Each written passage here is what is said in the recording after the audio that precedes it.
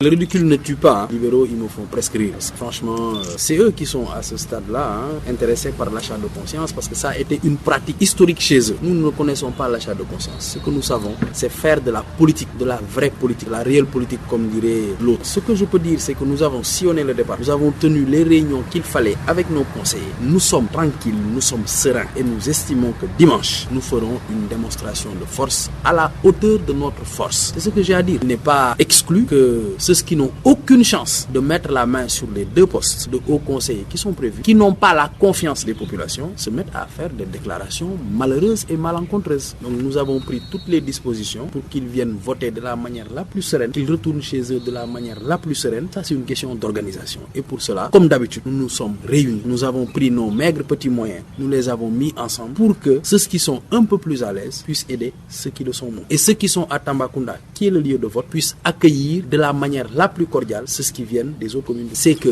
nous avons pris les dispositions pour que nos conseillers quittent normalement leurs communes respectives et qu'elles viennent voter de la manière la plus sereine. On leur servira à manger, on leur servira à boire, parce que ce sont des gens qui appartiennent à notre coalition. Donc cette solidarité, elle est naturelle et normale. Alors, nous réussissons ce que les autres veulent réussir chez nous et procéder dans lequel ils ne prospèrent pas, ils n'y arrivent pas. Je vous ai dit hier que mes conseillères municipales qui m'est très proche a été démarchée par un candidat de l'opposition. J'ai trouvé ça normal, mais effectivement, c'est un niet catégorique qui lui a été servi. Nous, maintenant, si on estime que les autres reconnaissent quand même la valeur de nos candidats, reconnaissent il y a des choses sur lesquelles nous pouvons jouer du fait des réalisations, des nombreuses réalisations et du succès que le gouvernement connaît, qu'ils viennent nous rejoindre, ce n'est que heureux que nous pouvons le constater. Et je pense que c'est pour cela que ça rue dans les brancards au niveau de l'opposition. Pour ceux qui n'ont pas des yeux pour voir, aujourd'hui, le programme Promoville, ce qu'ils sont en train de dérouler en termes de dessert, dans la commune intramuros déjà, c'est assez impressionnant. Lorsque vous êtes dans le département, le PUDC est en train d'étaler des réalisations en termes de châteaux d'eau, de forage, d'électrification et de pistes rurales. Maintenant, s'ils sont aveugles, s'ils sont atteints par une cécité politique, nous n'y pouvons absolument rien.